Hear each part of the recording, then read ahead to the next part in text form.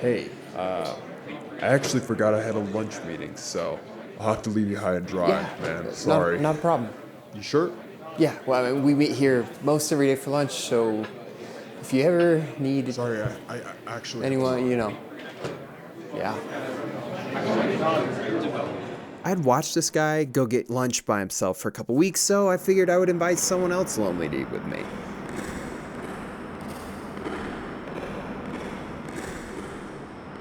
This feeling had been growing deep inside me for a good 6 months, but this was the moment I admitted it.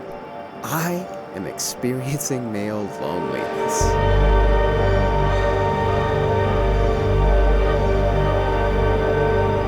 It wasn't the coworker's fault, but as someone that had been thinking about loneliness for a good 6 months, this moment stung.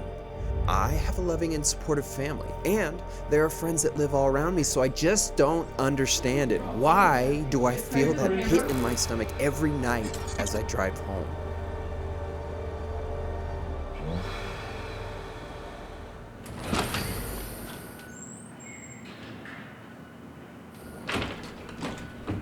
What's up, cool guys?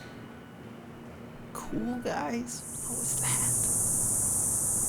With a little introspection and research, I've come up with 3 reasons why I've been feeling lonely despite having a wife and kids. PubMed Central did a study on 283 adult Australian males, which, despite being the entire cast from Thunder from Down Under, they were really lonely. And they released a list of traits where loneliness most commonly showed up in adult males. And I happen to have 2 that are commonly correlated on that list: neuroticism and perfectionism. Just that knowledge that perfectionistic and neurotic dudes are more prone to loneliness was something to grab onto. A little mental note like, hello, self, don't be so alarmed. This is common, and you will get through this. But what else does the research say about loneliness? Well, I don't have these following traits. That same PubMed Central study listed out 2 traits as the most common causes of depression in adult males. 1, poor environmental mastery, which is to say those that have a harder time managing stress in their environment. And 2, depression, which is particularly nasty because it's cyclical in nature. Almost every other essay that I looked at seemed to cite this same 2021 survey by the US Census Bureau, showing this gigantic increase in males self-reporting that they have no close friends. 1 in 10 males. That is a gigantic number. Now, for me, that didn't click because I have some great friends. I have a supportive wife and family that bring a lot of meaning, and I have coworkers that I'm excited to see at work. So there had to be something missing. Cake flip, cake flip, cake flip. Whole life for this. Yeah!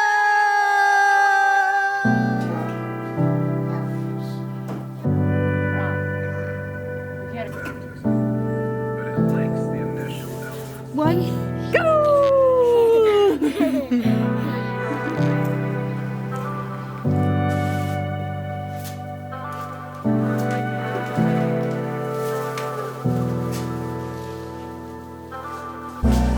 For the first time in 5 years, my little family was going to be close to our relatives and old friends.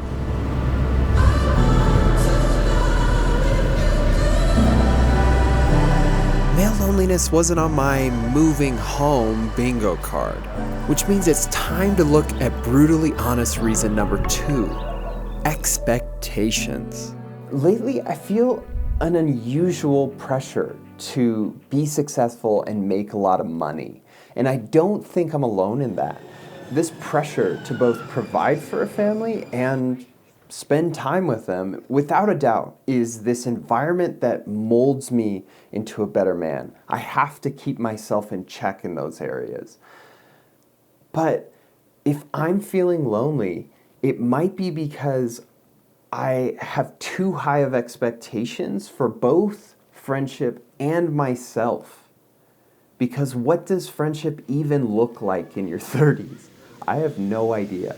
3 to 4 months into this feeling, I decided to do something about it instead of feeling sorry for myself. I reached out to my brothers with this intent to go out to lunch every other week because quality time with family should be such a good solution to this problem I was having.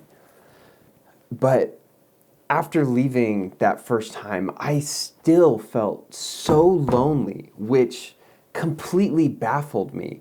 Shouldn't quality time with family be the solution to this? So I think I finally have a handle on what's going on. It's not like I don't have people, supportive people in my life.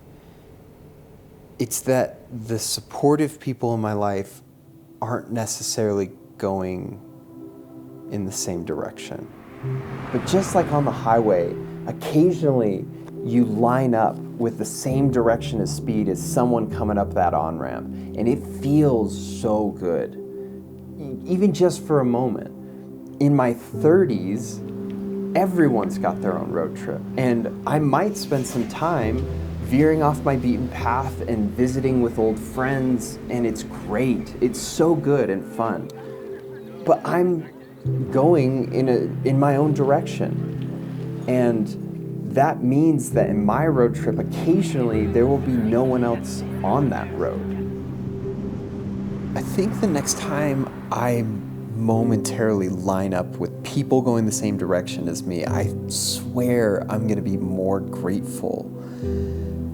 But at the end of the day, I chose to have a family, which means I at least have people in the car with me, right?